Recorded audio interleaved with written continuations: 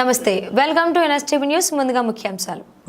బంగారుపాళ్యం మండలం YSRCP BC cell ప్రెసిడెంట్గా ఎన్నిక కాబడిన బోడబండ్ల మొగిలేశ్వర్ని తమ స్వగ్రామం బోడబండ్లలో ఘనంగా సన్మానించడం జరిగింది.